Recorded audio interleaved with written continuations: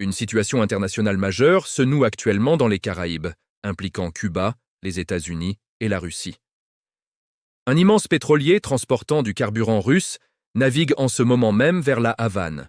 Sa progression est suivie avec une attention particulière par des gouvernements et des observateurs du monde entier. Ce mouvement maritime est perçu comme un véritable test du droit commercial international et de l'influence diplomatique mondiale. Les décisions prises par les protagonistes de cette affaire auront des répercussions bien au-delà des Caraïbes. Nous sommes potentiellement témoins d'un tournant dans les relations entre les grandes puissances mondiales actuelles. Cuba dépend entièrement de l'extérieur pour s'approvisionner en carburant et faire fonctionner son économie depuis des décennies. Sans importation de pétrole et de diesel, rien ne fonctionne sur l'île.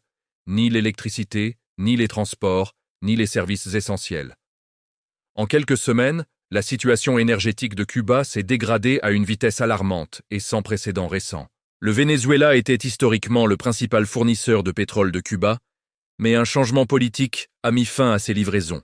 Le Mexique avait pris le relais comme fournisseur alternatif avant de céder à la pression directe exercée par Washington. Cuba se retrouve aujourd'hui privé de ses deux principales sources d'approvisionnement en carburant presque simultanément. Les États-Unis ont clairement établi que tout pays livrant du carburant à Cuba s'exposerait à de sévères pénalités économiques. Cette politique américaine vise officiellement à obtenir des réformes politiques et le respect des droits humains à Cuba. Washington utilise ici un levier économique puissant qui dissuade efficacement les partenaires commerciaux potentiels de l'île. Les effets de la pénurie d'énergie se manifestent brutalement dans tous les secteurs de la société cubaine au quotidien. Les hôpitaux peinent à maintenir leurs activités essentielles, avec des générateurs, ambulances et équipements médicaux à l'arrêt. Des pannes d'électricité prolongées paralysent des pans entiers de l'activité économique et sociale de tout le pays. Les rues de la Havane portent les stigmates visibles de cette crise, avec des déchets qui s'accumulent sur les trottoirs. Les stations-service sont rarissimes et les files d'attente interminables s'y forment dès les premières heures du matin. Des milliers de Cubains sont contraints de marcher des kilomètres pour rejoindre leur travail ou accéder aux soins essentiels.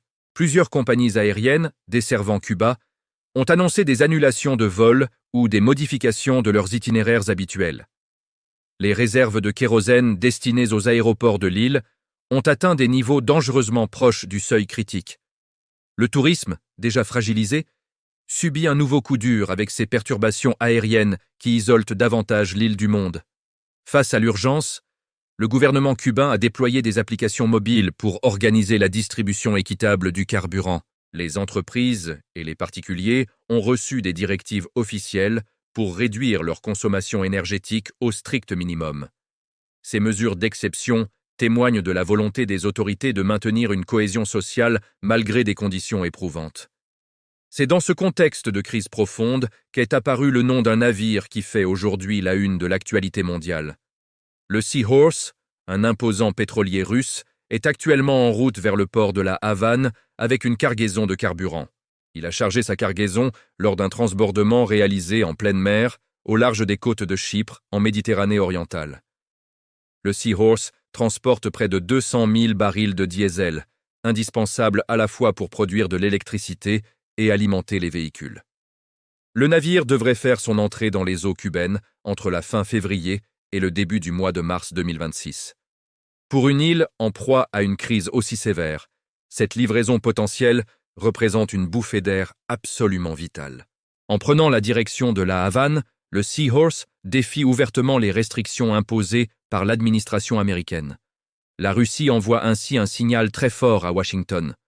Elle refuse de se soumettre aux injonctions américaines dans les Caraïbes. Ce geste délibéré s'inscrit dans une stratégie plus large de Moscou visant à contester la domination américaine dans certaines régions. Une rencontre diplomatique de haut niveau a eu lieu à Moscou entre les dirigeants russes et le ministre cubain des Affaires étrangères. Cette réunion a été l'occasion pour la Russie d'exprimer son désaccord total avec la politique américaine envers Cuba. Le président russe a pris la parole avec une franchise inhabituelle pour condamner fermement les restrictions imposées à l'île. Le dirigeant russe a réaffirmé les liens historiques profonds qui unissent son pays à Cuba depuis de nombreuses générations. Il a rappelé que la Russie a toujours soutenu le droit du peuple cubain à décider librement de son propre avenir national. L'envoi du Seahorse démontre que ces déclarations ne sont pas de simples paroles, mais des engagements concrets et assumés. Le chef de la diplomatie russe a exhorté les États-Unis à renoncer à ce qu'il considère comme un blocus maritime illégal. Selon lui, isoler économiquement un pays en coupant ses voies d'approvisionnement est inacceptable au XXIe siècle. Il a plaidé pour l'ouverture d'un dialogue constructif afin de résoudre les différends par des voies pacifiques et diplomatiques.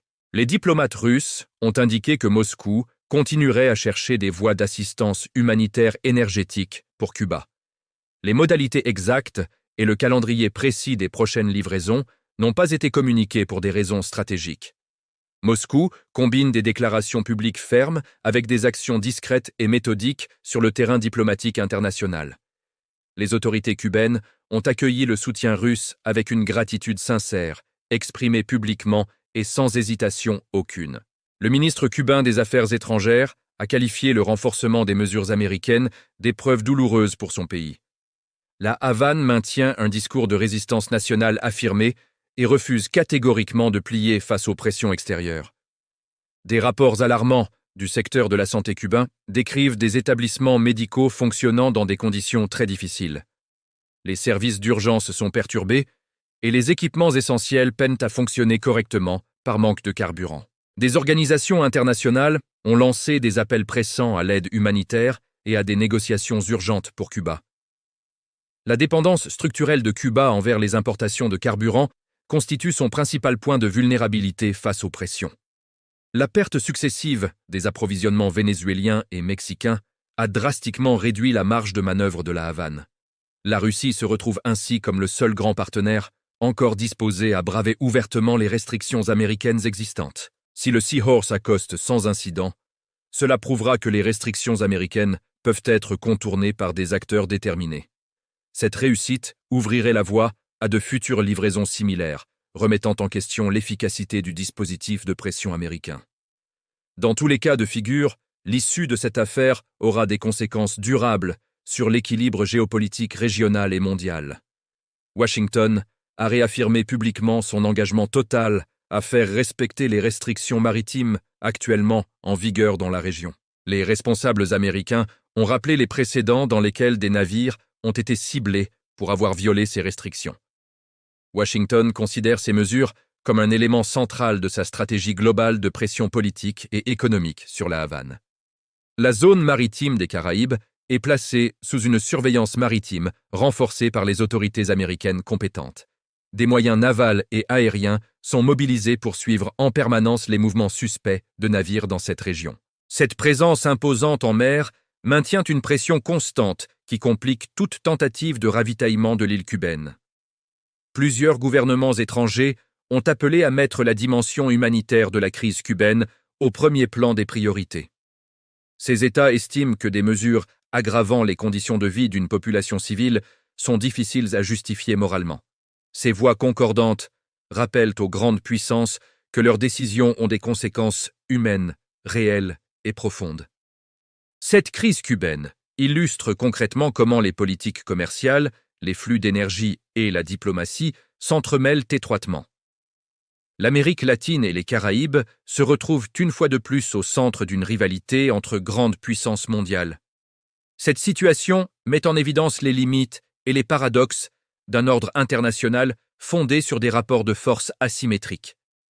Les habitants de la Havane ont réorganisé leur quotidien autour des contraintes imposées par la pénurie d'énergie persistante. Les commerces adaptent leurs horaires.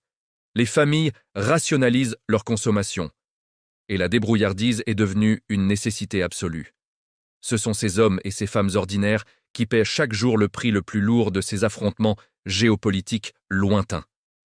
Le gouvernement cubain multiplie les initiatives pour atténuer l'impact de la pénurie sur les citoyens les plus vulnérables de l'île.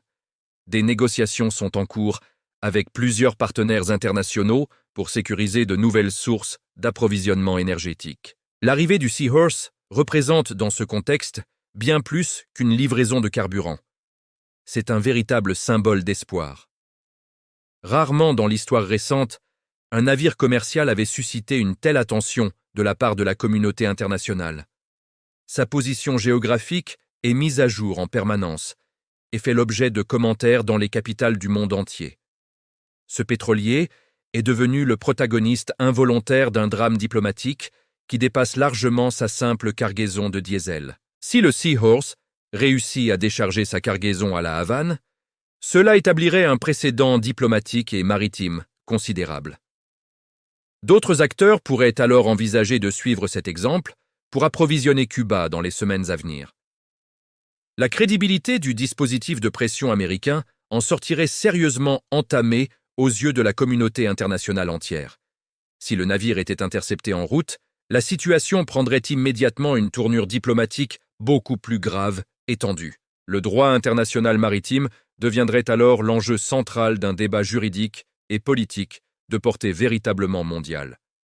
Le risque d'une dégradation significative et durable des relations russo-américaines dans ce contexte ne peut absolument pas être écarté. Les sanctions économiques atteignent-elles leurs objectifs politiques déclarés ou ne font-elles que punir les populations civiles innocentes? Cette interrogation légitime traverse les débats dans les organisations internationales, les milieux académiques et de nombreux gouvernements. Cuba représente un cas d'étude particulièrement révélateur des effets réels des politiques de pression économique sur les citoyens ordinaires. Cette crise démontre avec éclat les dangers d'une dépendance excessive envers un nombre limité de fournisseurs d'énergie extérieure. Diversifier ses sources d'approvisionnement énergétique n'est plus une option prudente, mais une nécessité absolue pour chaque nation.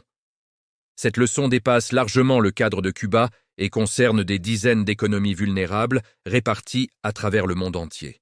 Les nations d'Amérique latine et des Caraïbes observent avec une grande attention ce qui se joue entre Cuba, les États-Unis et la Russie. Certaines ont exprimé discrètement leur solidarité avec La Havane, tout en évitant soigneusement de s'attirer les foudres américaines.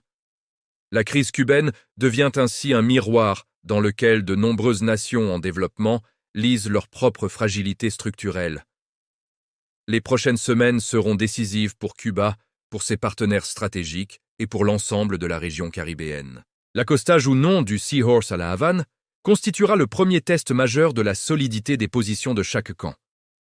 La population cubaine attend avec impatience et inquiétude une amélioration tangible et concrète de ses conditions de vie quotidiennes. Cette affaire nous rappelle que la géopolitique mondiale n'est jamais une abstraction. Elle a des visages et des souffrances bien réelles. Chaque décision prise dans les palais gouvernementaux de Washington ou de Moscou se répercute directement dans les rues cubaines. Le rôle de l'information indépendante est crucial pour rendre compte fidèlement de ces réalités complexes et souvent occultées au public. Si cette analyse vous a apporté un éclairage utile sur cette situation complexe et importante, soutenez-nous avec un like. Abonnez-vous à cette chaîne pour ne manquer aucune des prochaines analyses que nous préparons sur l'actualité internationale. Merci sincèrement de votre fidélité, qui reste notre plus grande source de motivation pour continuer ce travail chaque jour.